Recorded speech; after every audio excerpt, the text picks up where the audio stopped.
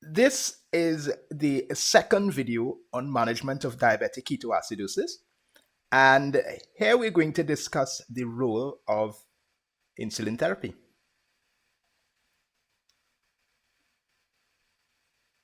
These here are the objectives in insulin administration with the patient with DKA.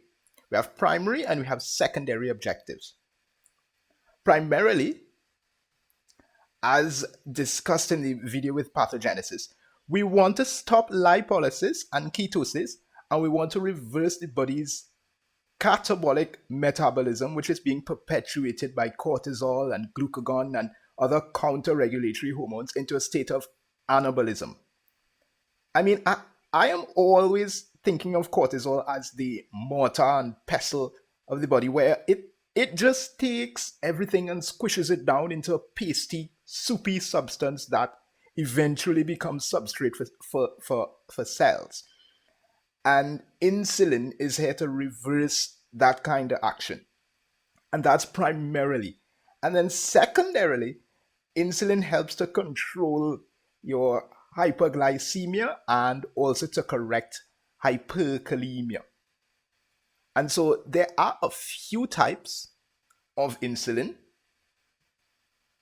There's your rapid acting like Humalog and Novolog, with emphasis on the ending log to remember them. Then there's short acting or regular human insulin like Humulin R and Novolin R, with the R standing for regular, not rapid, and this is how we remember it. This is also the type of insulin we want to use for DKA. It has an onset of 30 minutes, it peaks at 2 to 3 hours, and the duration is 5 to 8 hours. The rest of insulin is just for the sake of completion, and that's intermediate, and they have N attached to the end for intermediate.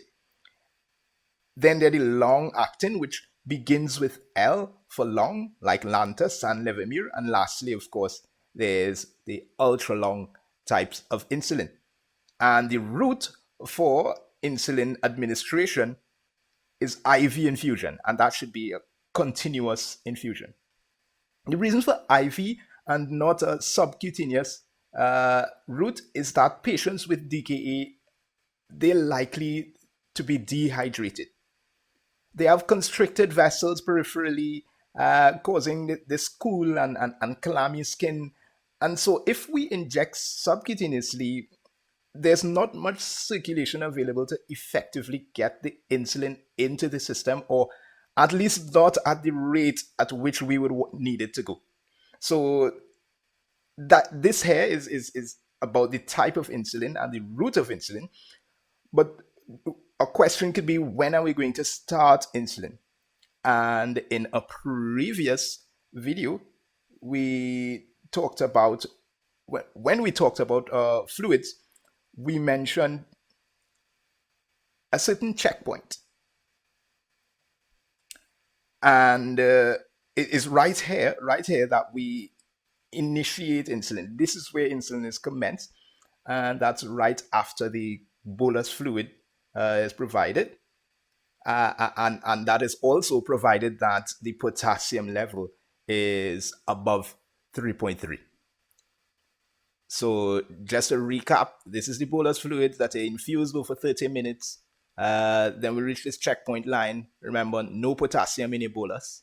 All right. And initially, ideally, we would start insulin right at this point. And then, well, what is the dose? What is the rate of insulin? When we're discussing that, we just a sidebar really to start with, and that's we don't typically give bolus insulin. However, in some institutions they advocate for it, and let me in fact correct myself. We do not give bolus insulin, period, but we know that it is practiced elsewhere. So that's to do with bolus, and then the rate of insulin infusion should be zero point 0.1 units per kg per hour, and this is typically at a fixed rate. The instruction that you're going to give is to mix 50 units of insulin R in solution with normal saline to complete 50 mils total volume. All right. And then for patients who were previously on a regime that used long acting insulin, they can actually continue their long acting insulin at the same days and time that they would have usually been administered. All right. And of course, glucose is frequently monitored. And if below the 250 milligram per deciliter level, we're going to start dextrose 5%, as we discussed in previous videos when we talked about fluids. And then we want to try to figure out how long should this insulin go on for, and the short answer is until DKA is resolved. And to keep in that train of thought, we're going to dive into the indications for changing the insulin from its set value, when you've calculated what dose this patient should require, dose per weight, this weight-based 0.1 units per kilogram per hour, is from that value. From that value, are we going to increase, are we going to decrease, or are we going to stop the insulin? And so these are the three criteria.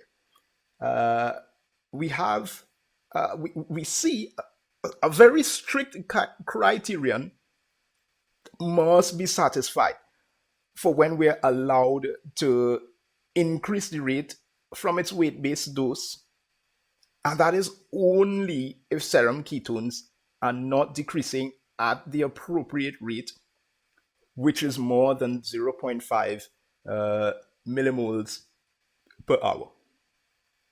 So this is red because there's not much wiggle room to be increasing the rate from its weight-based dose.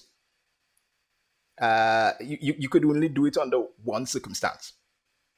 And then decreasing the rate from its weight-based dose, on the other hand, this is much more flexible.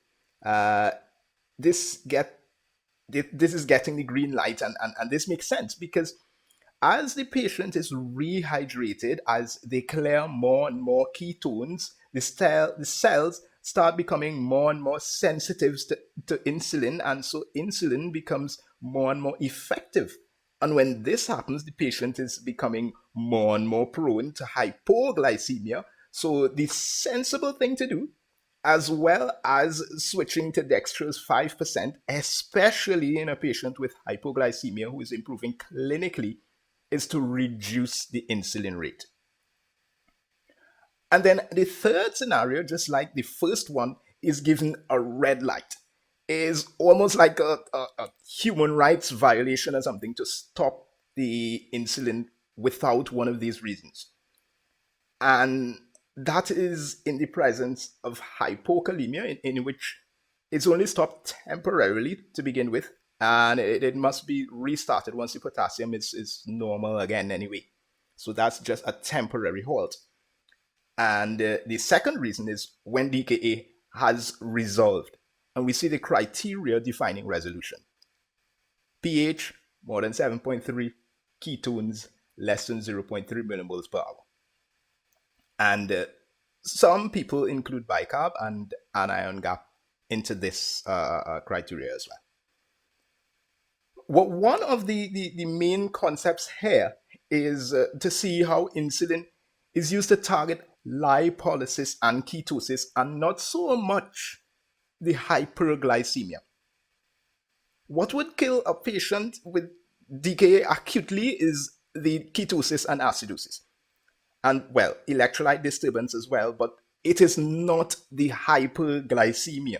So keep in mind, insulin primarily for ketosis and secondarily for glucose.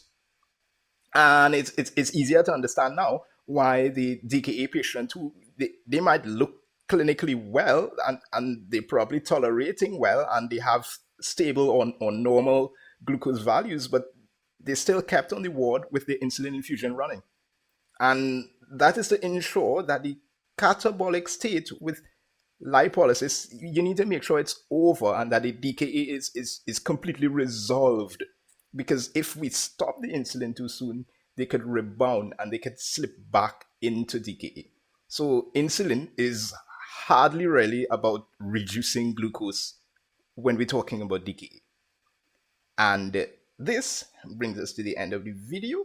So in the next one, we're going to wrap up with the other management therapies in DKA.